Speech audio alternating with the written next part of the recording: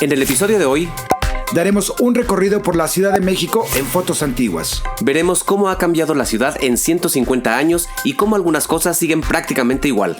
Los llevaremos a comer unos ricos mariscos y veremos cómo era el entorno de un emblemático lugar al sur del centro histórico de la ciudad. No te pierdas este episodio para descubrir más de la evolución de la hermosa capital del país.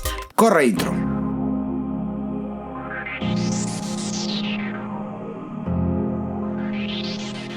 Conocer verdaderamente un lugar es conocer sus costumbres, Su historia.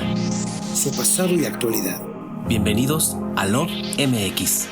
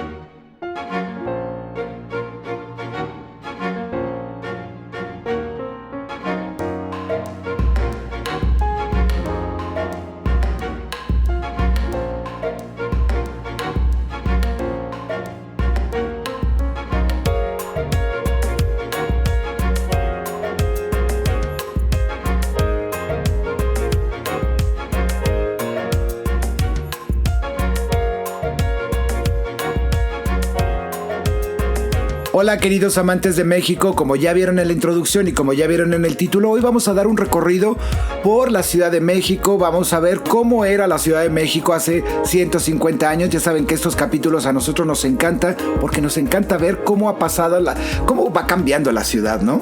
Así es, teníamos muchísimas ganas de compartirle todas estas imágenes que hemos ido recopilando a través del tiempo, imágenes hermosas e impresionantes de la ciudad. Así es, ya saben que muchas de los capítulos recurrimos a fotos antiguas para ponerlos en contexto de muchas de las historias que les contamos, y a lo largo de todo este tiempo que hemos hecho el canal, pues hemos coleccionado muchísimas de estas imágenes. Entonces hicimos una selección, no las vamos a mostrar todas, pero hicimos una selección de imágenes que en particular nos gustan mucho y que son muy emblemáticas, y hay otras que, a pesar de que no son las grandes fotografías, sí nos cuentan una historia muy interesante de la ciudad. Sí, por supuesto, a pesar de que efectivamente no son grandes fotografías, pero sí captan momentos clave de la historia de nuestra ciudad. Así es, entonces, ¿qué les parece si vamos a empezar por el centro de todo, el Zócalo?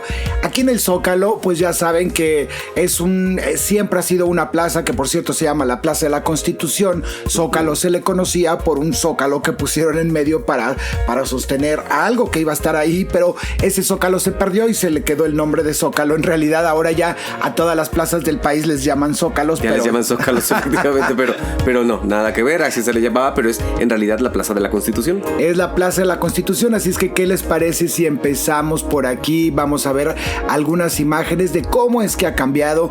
Aquí nosotros estamos viendo las imágenes y conforme las vamos a ir viendo, pues les vamos a ir narrando un poco de las historias que tiene la ciudad.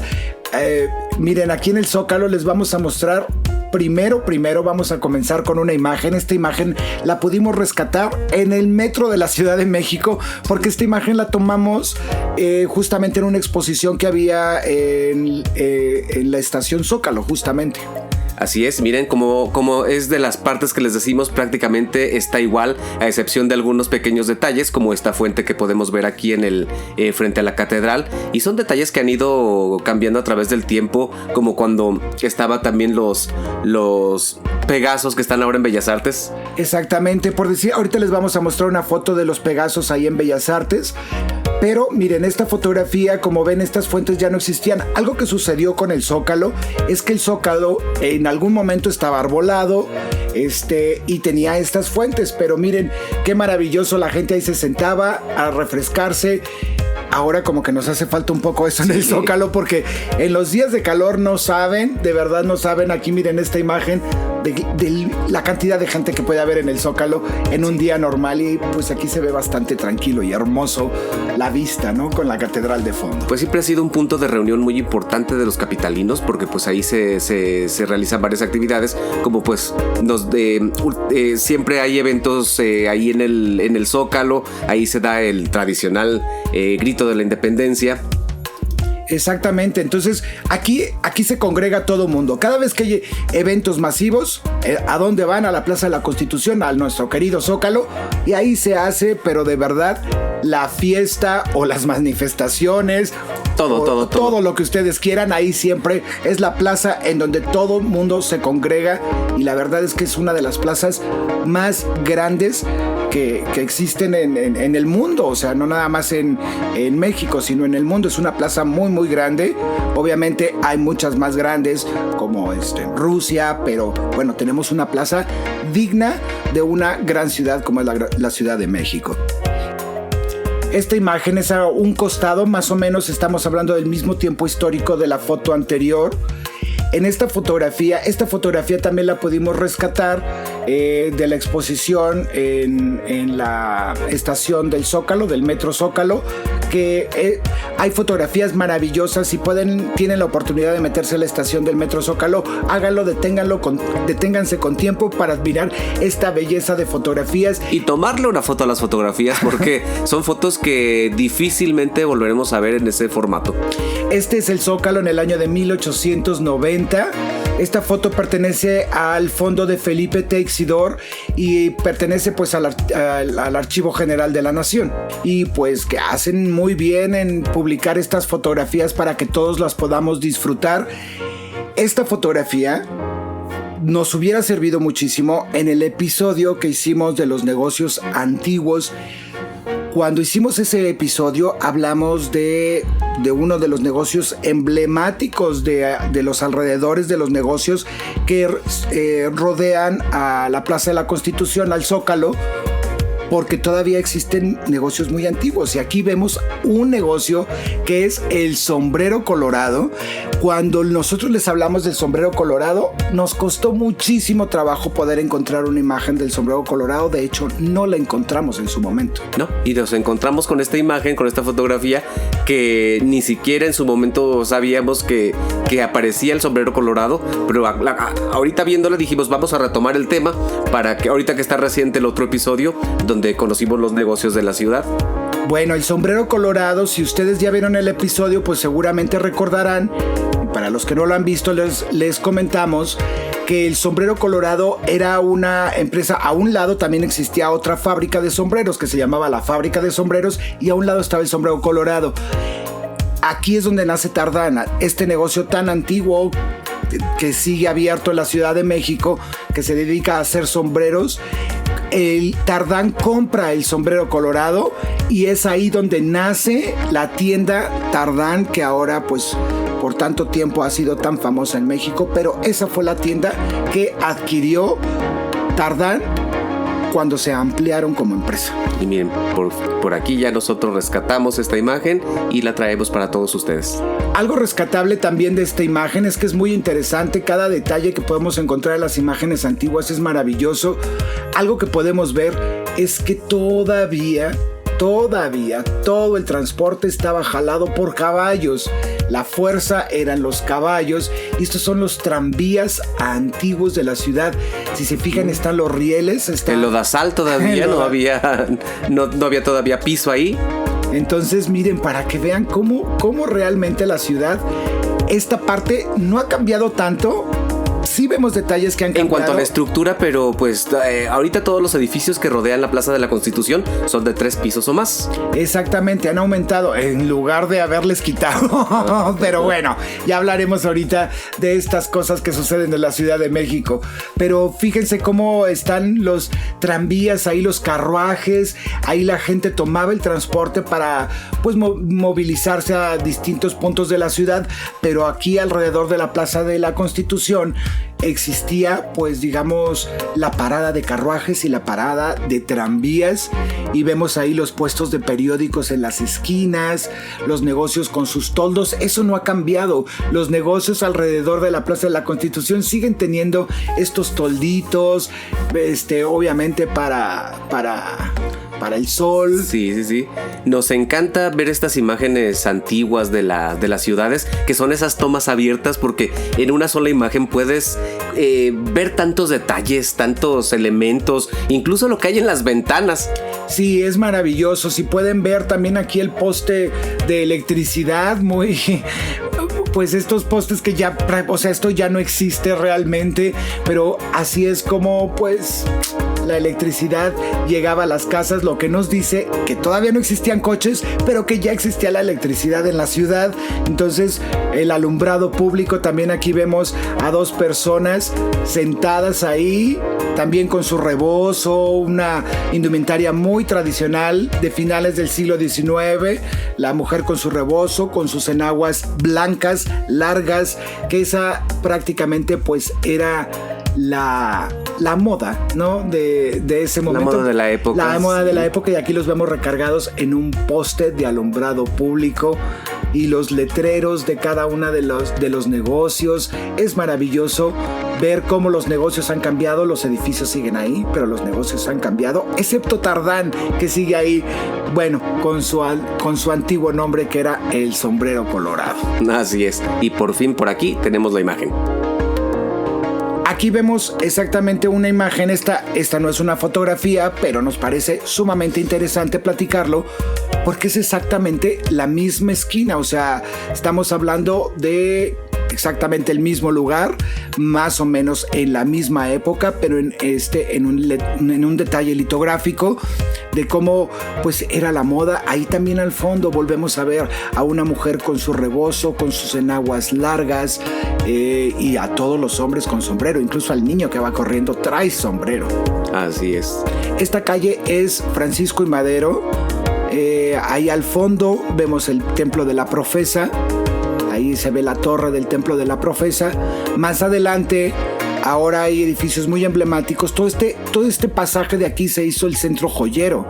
Después fue el Centro Joyero y era muy importante durante el Porfiriato. Entonces estamos hablando del momento en el que la industria joyera se establece en esta calle, más o menos, y vemos cómo la publicidad ya existía en este momento. Miren, cada negocio tiene su propio letrero, y existían letreros de compra y venta, letreros de anuncios, de lo que se iba a programar en las plazas de toros, en los teatros. Las carteleras. Ajá. Exactamente. Entonces, pues mire, también qué bonito, miren el detalle de los árboles. Había árboles en las esquinas y estaban protegidos, obviamente, para que no los destruyeran, con estos tripiés de maderita que les ponían a los árboles para irlos encauzando y que no se maltrataran. Estos árboles ya no existen, obviamente. Existieron durante mucho tiempo, pero ya nada de esto existe. Ahora vemos una calle peatonal aquí, que también es muy bonita ahora, porque pues podemos caminar libremente por esta calle. Así es. Y aquí ahora vamos a pasar a una espectacular imagen tomada desde arriba de la catedral y directamente apunta hacia Palacio Nacional. Aquí nos vamos a mover unos años más adelante. Estamos hablando de 1926, que es esta fotografía, pero como ven, queríamos ponerles estas 2 imágenes juntas para que vean los árboles que existían en el Zócalo. Ya nada de esto existe, nada más es una plancha de asfalto. Pero bueno, imagínense lo bonito y lo fresco que debió de haber sido caminar por el Zócalo, por un Zócalo arbolado y lleno de fuentes. Sí, un Zócalo que pues a pesar de los cambios y las modificaciones y los ajustes a los tiempos, pues prácticamente luce igual. Pero aquí les vamos a enseñar una foto de un día no tan cálido aquí en la Ciudad de México, exactamente aquí en el Zócalo. Esta imagen en particular, yo amo esta imagen. ¿Se acuerdan que Sadie les decía de los Pegasos? Ahora sí, diles. Miren, como pueden ver, los Pegasos que actualmente se encuentran en la placita que está en Bellas Artes, originalmente estaban aquí en el Zócalo, viendo para la catedral. Había uno en cada esquina del Zócalo, que también eran preciosos, pero la verdad es que se ven más bonitos en el Jardín de Bellas Artes, porque ahorita vamos a ver algunas imágenes de Bellas Artes. Bellas Artes no tenía esta placita, también este jardín peatonal. No, era prácticamente un estacionamiento público. Entonces, qué bueno que también estos espacios se fueron recuperando para nosotros los peatones, porque a nosotros nos encanta caminar la ciudad.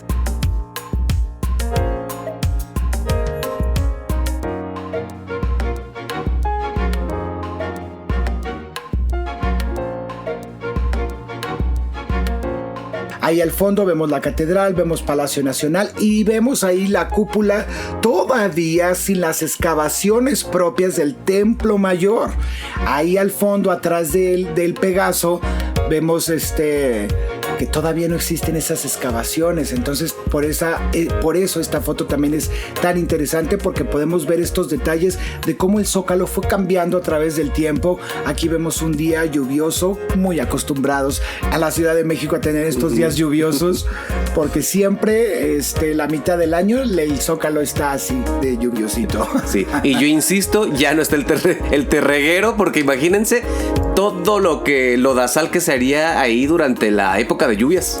Y aquí vemos cómo ha cambiado la moda también. Ahora ya vemos a las mujeres con la falda un poco más corta, ya arriba del tobillo, ya muy escandaloso eso. Y ahí al fondo todavía vemos a los hombres todos de sombrero.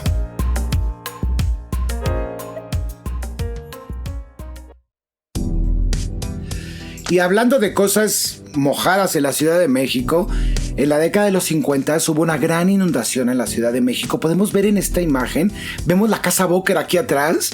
Ya saben que la Casa Bóker es uno de los edificios que más nos gustan a nosotros, pero nada más imagínense cómo estaba realmente de inundada la calle 16 de septiembre, exactamente ahí en la esquina de la Casa Bóker.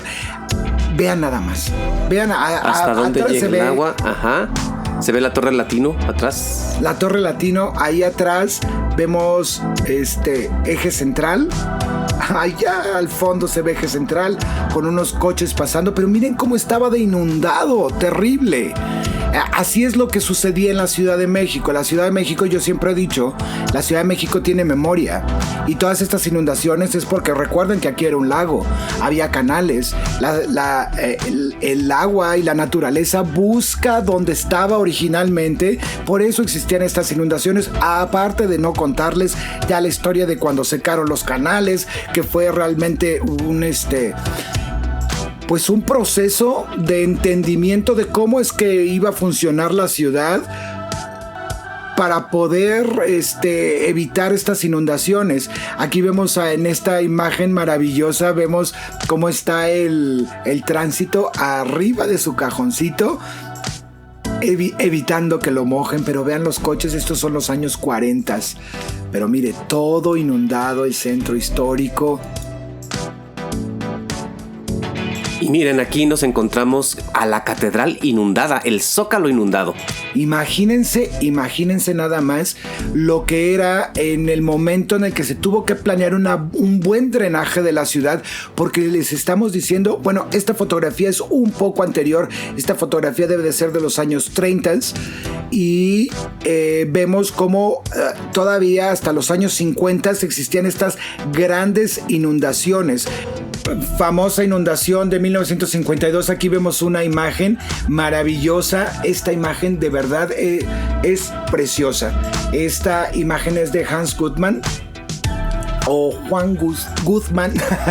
Esta fotografía de 1952, y vemos como la gente, como buenos mexicanos, nos tomamos todo con tranquilidad. Hay la lancha, pero arriba de la lancha los músicos haciendo hay que emprender en cualquier momento de la vida, hay que sacar provecho de todo lo que pasa. Hay inundaciones, bueno, pues sacamos nuestras lanchitas para pasar a transportar a la gente y nos sacamos una lanita. Y vamos tocando. Hicieron su Xochimilco en el centro histórico de la ciudad, y vemos ahí toda la gente, que en realidad el agua no estaba tan profunda, pero ellos andaban en su lancha. Posiblemente había calles muchísimo más profundas y más inundadas que esta, pero ahí vemos a los niños que el agua no les llega más arriba de los tobillos, Sí. un poco arriba de los tobillos. Pero había quien no se quería mojar sus zapatos y pagaba mejor para que lo llevaran en su lanchita. Exactamente, porque quiero que sepan que todavía en los años 50 los zapatos eran caros.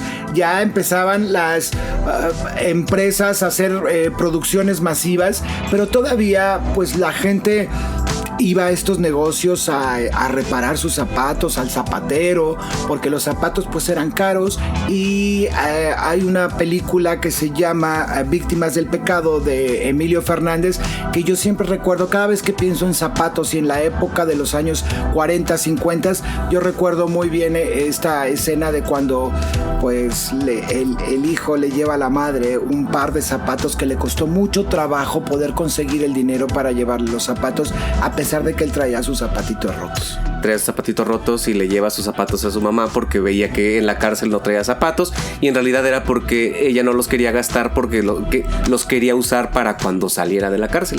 Entonces, siempre que pienso en estas historias de los zapatos y de cómo la gente, de cómo existían cosas para cuidar los zapatos, o sea, esta lanchita pues era justamente para transportar a la gente que no quería ensuciarse los zapatos, como vemos en esta imagen también. Como vemos, un dicho, no sé si ustedes han escuchado el término de que cuando a alguien le queda corto el pantalón, se dice que trae el pantalón de brincacharcos. Bueno, pues esto surge aquí en el centro de la Ciudad de México con las inundaciones, porque había personas que se arremangaban el pantalón y se dedicaban a pasar a las personas de una calle a otra cuando estaba inundado, y por eso pues se le conoce ahora así como brincacharcos cuando el pantalón te queda corto. Exactamente, porque era un negocio. Estas personas se dedicaban a eso, se sacaban unos centavos, en ese entonces centavos, para poder cruzar a la calle a las personas. Y obviamente lo que les decimos de los zapatos, vemos este niño que pues está tratando de cuidar sus zapatos nuevos porque va a la escuela,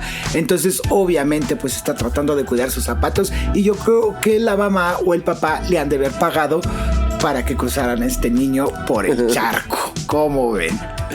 También los negocios acostumbraban a poner estas tarimas de madera para que los clientes o los peatones pudieran pasar sin mojarse. Otra vez los zapatos. Aquí miren, parece como si lo hubieran hecho como tipo embarcadero para que llegara el coche a lo mejor a esta distancia, dejara a la persona y la persona caminara directamente a la entrada de este edificio.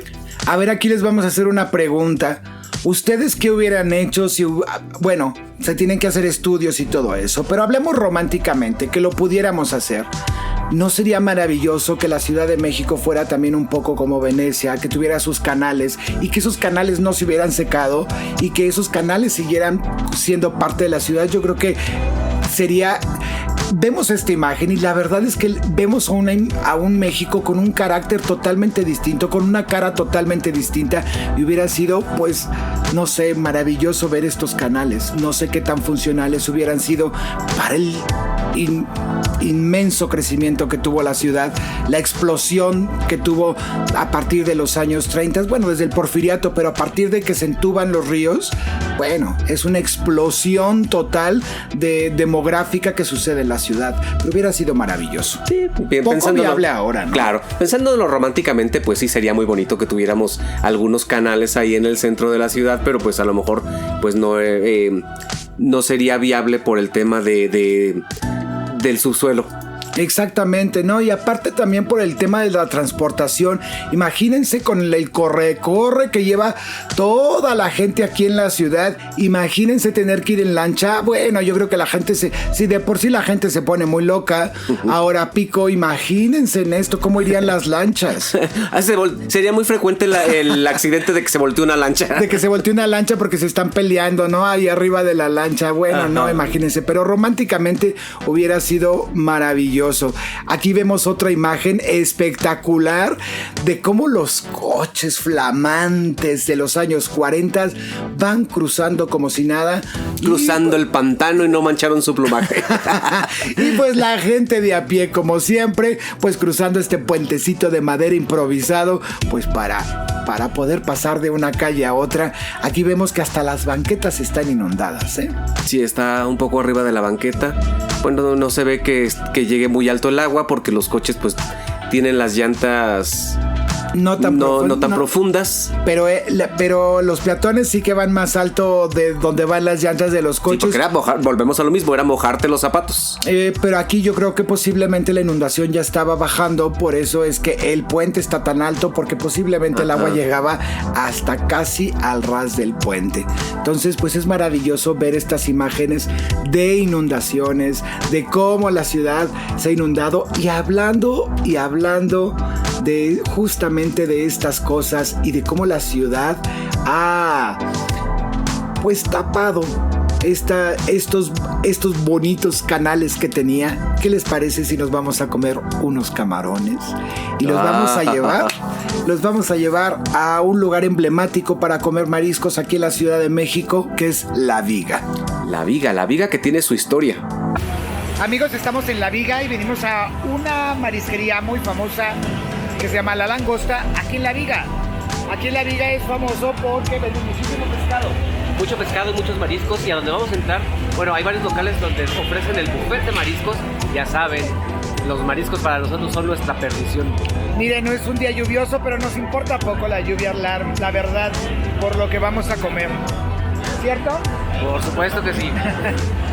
Bueno, resulta de que La Viga era un canal, y era el famoso canal de La Viga que comunicaba a Chalco, a Xochimilco, y por este canal cruzaban pues las famosas trajineras. Las trajineras no nada más cruzaban por Xochimilco, que ahora es lo único que nos queda de recuerdo de cómo era la ciudad con canales, pero aquí vemos en esta fotografía de William Henry Jackson de 1885 cómo era el canal de La Viga, y al fondo vemos el puente, pues ese puente de Iztacalco, que obviamente ya nada de esto existe. En los años 30, creo que a partir de los años 20, entre los años 20 y los años 30, muchos de los canales de la Ciudad de México, los que quedaban, se empezaron a entubar para poder poner pues las calles que pudieran alimentar esta jungla de asfalto que iba creciendo cada vez más. Así es, y esta era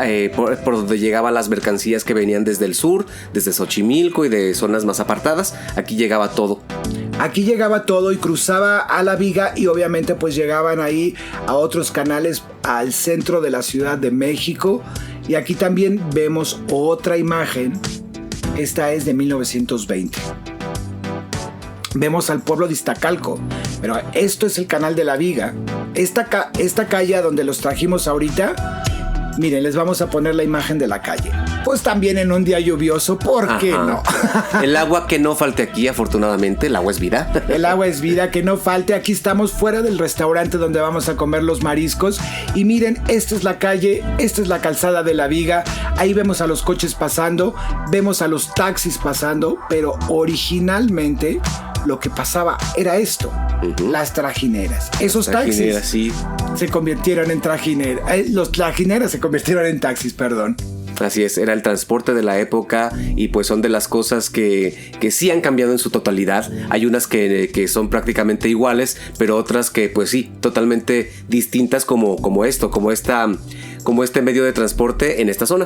Pero miren, o sea, es que esta es la calzada de La Viga. Ahí donde está esa lancha en medio, esa es la calzada. Donde van circulando los camiones y los taxis y los coches, esa es la calzada de La Viga. O sea, aquí vemos algunas otras imágenes también respecto a cómo era el transporte. Fíjense, les voy a contar una historia de La Viga aquí mientras vemos estas imágenes antiguas.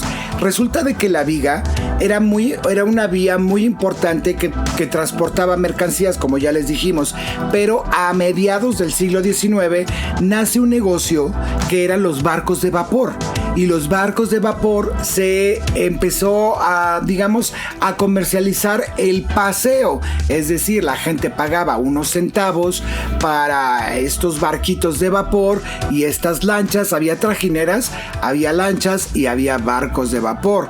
Entonces nosotros ya en algún capítulo les platicamos de cómo los barcos de vapor eran para las clases adineradas, porque déjenme decirles que había transporte para cada clase social, ¿verdad? Así es, había para de primera, de segunda y de tercera. Entonces los de tercera pues eran trajineras pues no muy equipadas. Los de segunda ya llevaban más cosas, algunos les daban de comer, llevaban sus músicos, como vimos en la lanchita de la inundación del 52. Y otros vendedores de flores también, vendedores de muchas mercancías que traían de Xochimilco y las vendían pues desde arriba, desde sus trajineras. Ni siquiera se bajaban a colocar su puesto. Ellos desde arriba hacían su comercio y pues nada más era de estirar la mano, pagar y recibir tu mercancía. Aquí vemos al enamorado. Pues si analizamos esta imagen maravillosa, es una imagen preciosa de cómo el enamorado, porque es un enamorado que le va a llevar flores a su novia. A su novia, ¿verdad? En ese momento le compra las flores todas fresquecitas porque estas trajineras, pues les digo que venían desde Xochimilco, que todavía Xochimilco pues tiene esta gran tradición de venta de flores y de venta de hortalizas.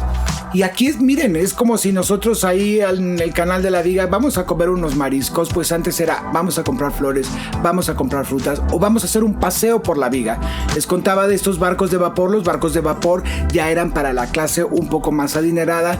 Existía un barco de vapor que fue el primero que se metió, que se llamaba La Esperanza, que este barco de vapor pues cruza, imagínense, era realmente un canal lo suficientemente profundo como para que cruzara un barco de vapor por ahí. Imagínense, eso era el transporte. ¿Cómo ha cambiado el transporte en la Ciudad de México? Sí, totalmente. Se ha tenido que ir adaptando a las necesidades porque pues siempre ha sido una ciudad muy poblada y pues ha tenido que ir buscando las alternativas pues para hacer más eficiente el transporte, y yo creo que hasta la fecha pues todavía no están al 100%, pero pues eso es por el gran flujo de gente que circula por ahí todos los días.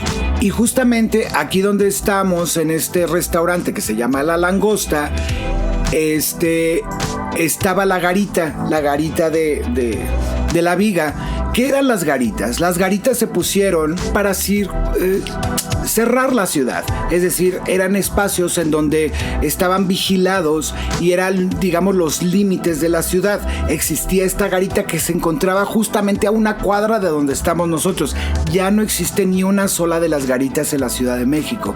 Se demolieron, pero fíjense que cuando construyen una estación del metro justamente aquí cerca de la Viga, aquí por la Viga, por la calzada de la Viga, no sé exactamente cuál estación será, si será la estación del metro La Viga. La verdad, esa información la desconocemos. Si ustedes, alguien lo sabe, díganoslo. Encontraron los vestigios y los cimientos de lo que era una de las garitas. Yo supongo que fue esta garita de la Viga, que se encontraba pues a unos escasos metros de donde nos encontramos en este restaurante.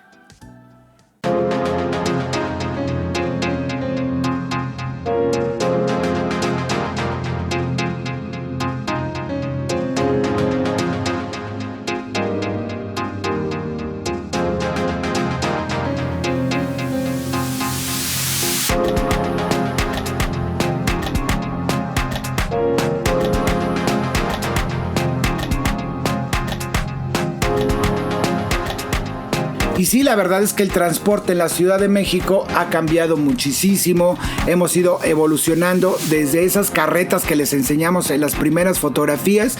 Vamos adentrándonos en el tiempo y vamos viendo cómo el transporte va cambiando. Aquí tenemos una imagen maravillosa de las primeras mujeres tránsito. Las mujeres tránsito que se encontraban ahí en la Avenida Reforma. Bueno, sería muy polémico y muy escandaloso este atuendo en esta época. Tendría que ser al contrario, que a lo mejor pensaría uno que a lo mejor antes era más escandaloso que ahora, pero pues ahora como que ha sido una involución. Porque imagínense ahorita el escándalo que se hubiera ocasionado con esta imagen. Con esta imagen de cómo las mujeres de tránsito se iban a traer minifalda. En fin, sí, tampoco es que era un modelo bastante práctico de andar. Pero, para trabajar, para hacer ese trabajo. Pero pues, situémonos en la historia. Aquí los que se ofendan fácilmente, por favor, ni siquiera comenten.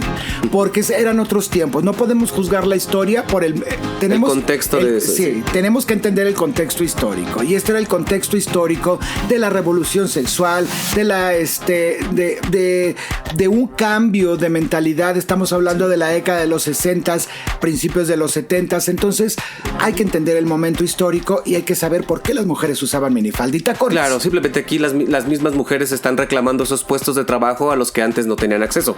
Porque pues anteriormente, ¿cuándo hemos visto una imagen de una mujer tránsito? Exactamente. Antes de esta época que nos muestra la foto. Y aparte de minifalda y tacones, pero era la moda en los años 60 y obviamente las mujeres tránsito querían estar a la moda. Era una cuestión más de moda, fíjate. Sí, era una cuestión de moda, era una cuestión de sentirse mujeres, de sentirse poderosas también, porque la minifalda era un símbolo de poder, ¿eh? Ahora podrían decir, es que las mujeres... No, la minifalda era un símbolo de poder. Las mujeres utilizaron la minifalda como parte de esta liberación, como parte de este movimiento de cambio ideológico en los años 60. Así es que esta imagen nos parece maravillosa y aquí vemos de verdad cómo el transporte público ha cambiado. Miren, aquí vemos, hablando de transporte público, aquí vemos pues también en los años 20, 30, un coche estacionado afuera del majestuoso Hotel Regis, como lo quieran nombrar. Este hotel era emblemático en la ciudad porque era un hotel muy moderno, era un hotel que ofrecía muchísimos espectáculos importantes. Así es, era un hotel muy lujoso donde se juntaba la crema y nata del país y del mundo, porque también aquí venían artistas internacionales, no solo como visitantes, también venían a dar sus temporadas de centro nocturno, como le llamaban.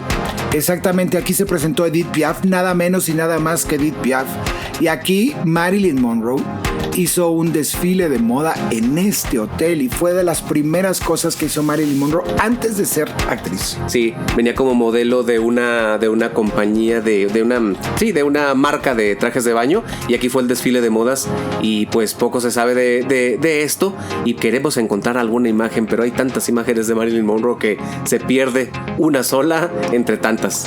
Y entonces les ponemos en contexto para que vean lo importante que era el Hotel Regis. Estamos en septiembre. Este capítulo sale en septiembre y se los estamos poniendo ahora en septiembre porque ahí les va otra imagen de por qué realmente se hizo famoso. Vean esta imagen.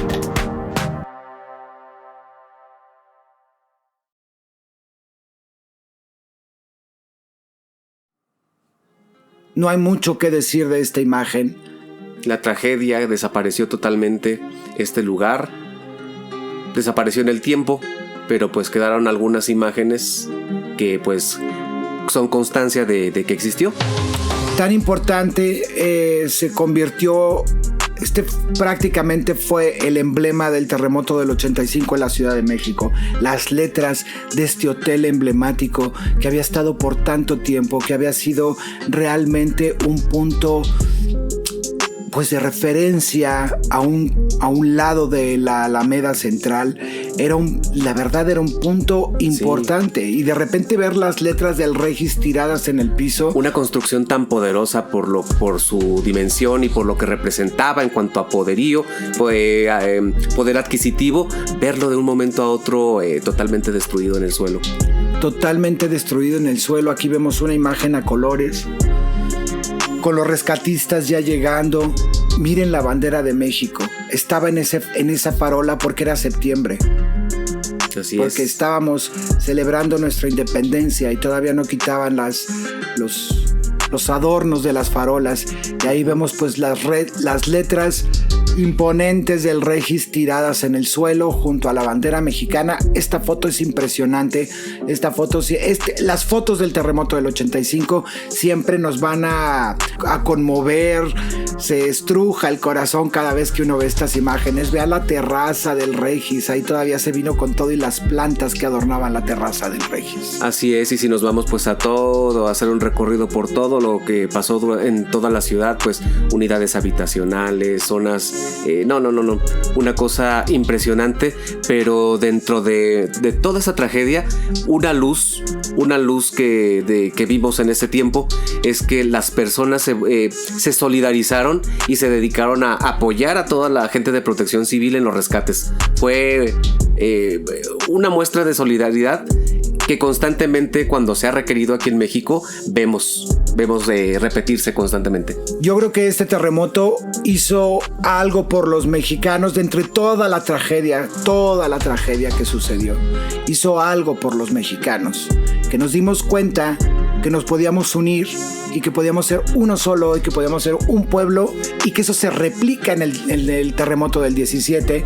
Volvemos a ver a la gente salir a las calles, ayudarnos unos con otros, sí, aunque sea con una torta, con un vaso de agua. O sea, de verdad los mexicanos somos muy solidarios, sí. Y nos dimos cuenta a raíz de esta tragedia, nos dimos cuenta que teníamos eso palpable y que no sabíamos que lo teníamos. Sí, o sea, nos humanizamos porque se veían personas de todas las clases sociales ayudando, apoyando, incluso quien a lo mejor no tenía, pues lo poco que tenía lo sacaron para compartirlo, y pues todo sumaba. Rápidamente les vamos a contar la historia de los sismos más fuertes que han existido en México. Este temblor del 85 no es el más fuerte que de los que tenemos registro. Existió un terremoto en 1787, que es el terremoto más grande que hemos tenido en México. Sucedió en las costas de Oaxaca y sucedió a las 11 horas. Sí, y también se le conoce como el Gran Tsunami Mexicano. También debemos de entender que para 1787 las costas de Oaxaca estaban prácticamente vacías, pero cuentan los registros, por eso no hubo tanto desastre, porque no estaban muy pobladas las costas. Pero cuentan que el mar llegó hasta Pochutla y hasta Puerto Ángel. O sea, estamos hablando de verdad entró muchísimo en la tierra este tsunami. Dicen que hasta 450 kilómetros abarcó de las costas oaxaqueñas. Este tsunami fue un terremoto en la escala de Richter de 8.6, un terremoto muy fuerte. El del 17, que era el que les mencionamos, también fue un terremoto.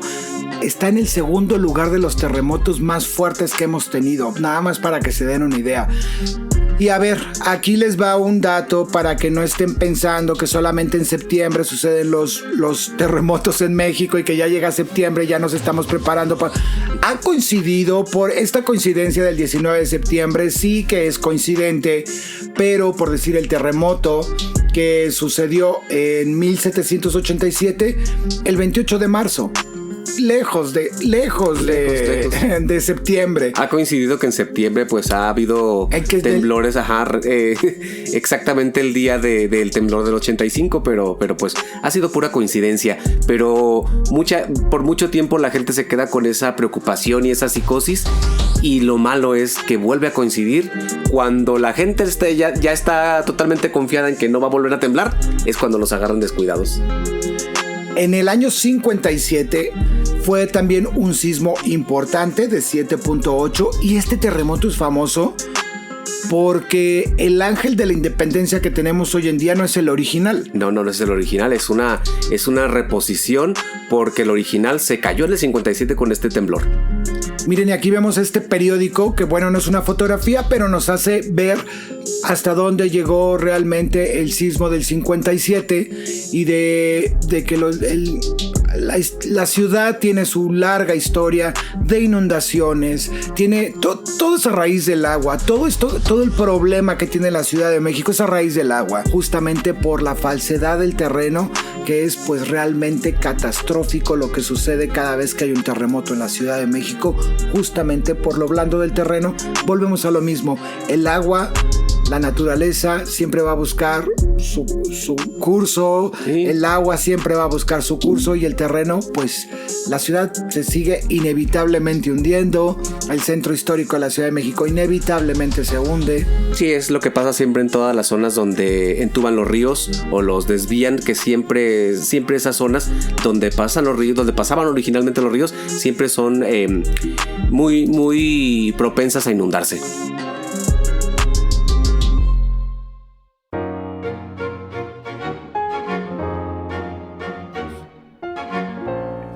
Y ya para terminar nos vamos a dirigir a un edificio que sigue en pie y para mí es uno de los edificios más bellos del centro de la Ciudad de México, y a pesar de que es un edificio relativamente moderno en estilo Art Deco, ustedes saben que amo el Art Deco, y este edificio es clara muestra del más puro estilo Art Deco mexicano, que es precioso. Cada vez que pasa Lady por ahí siempre se le cae la baba con ese edificio, siempre quiere grabarlo, tomarle algo, pero no sabe ni cómo ni qué decir al respecto, pero le encanta este edificio.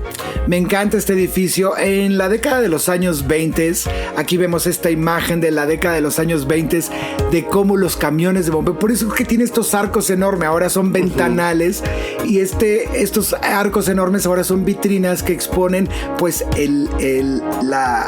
lo más hermoso de la artesanía mexicana.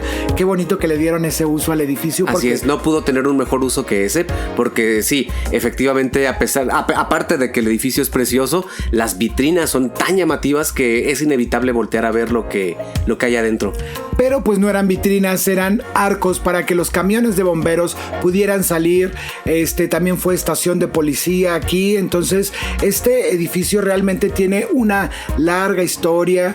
Se construye en la década de los años 20 y, como les digo, con la entrada y salida de estos pues para los camiones de bomberos. Se encuentra ahí muy cerca del Teatro Metropolitan, otro emblema del Art Deco. Otro emblema del Art Deco, exactamente. Aquí esta zona pues sí tiene muchos ejemplos de Art Deco maravillosos. Ya un día yo tengo muchísimas ganas de hacerles un episodio solamente de edificios Art Deco de la Ciudad de México. Sí, aquí en México todavía se siguieron construyendo cosas en Art Deco, cuando pues en otros lados ya había pasado, pero aquí lo preservamos por mucho tiempo más. Sí, todavía hasta los años 50 se construyeron cosas en Art Deco. Cuando ya en el mundo, ya para los años 50 ya estaban en el funcionalismo, ya estaban en otras corrientes arquitectónicas. Aquí en México se siguió todavía construyendo Art Deco, es que valdría la pena. Y este es, para mí, el ejemplo más bello que tiene la Ciudad de México de Art Deco, aparte del hermoso interior de Bellas Artes, que es una preciosidad y uno de los ejemplos más bellos en el mundo entero, de lo que es el Art Deco.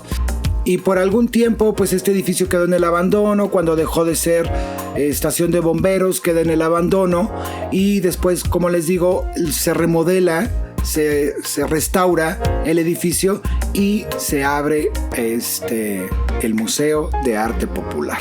Y bueno, y a cargo de esta obra estuvieron los arquitectos Vicente Mendiola y Guillermo Zárraga. Pero ahí sigue en pie, ha sobrevivido al terremoto del 57, ha sobrevivido al terremoto del 85, del 2017, del 2019, ha sobrevivido, aquí lo tenemos, de hecho... En pie. En pie, y ojalá que siga por muchísimos años más y que muchas generaciones vean este edificio y lo disfruten, porque es una verdadera belleza. Amigos, con esto terminamos el recorrido. Fuimos a varios lugares aquí en la Ciudad de México. Vamos a seguir haciendo capítulos de fotos antiguas que nos encanta. Es una maravilla poder ir rescatando todas estas fotografías que, gracias ahora al internet y a las redes sociales, pues mucha gente está sacando de sus propias colecciones, de sus mismas fotos familiares, empiezan a sacar y a compartir toda esta maravilla, este tesoro visual. Así es que internet nos ha hecho pues que podamos rescatar estas imágenes y que de otra manera hubiera sido casi imposible poderlas ver o poder acceder a ellas, porque como bien dice Sardi, muchas están en colecciones privadas que pues solamente la familia tiene acceso a ellas, pero gracias al internet y gracias a las personas que son compartidas en la vida, que nos comparten esos recuerdos y esas imágenes del pasado, para no olvidarnos de cómo era nuestra ciudad y de tener esa visión antropológica, ese estudio antropológico de lo que son nuestras ciudades y de lo que somos nosotros como sociedad. Y ya saben, amigos, no se vayan de aquí sin suscribirse a nuestro canal. Regalarnos un like y compartir nuestros videos en redes sociales para apoyar nuestro canal. Y activen las notificaciones para que siempre sepan cuando publicamos nuevo contenido. Nos pueden seguir en redes sociales, nos encuentran en todos lados como LoveMX TV, para así juntos seguir descubriendo las bellezas y las chuladas que tiene este país. Besos y abrazos para todos.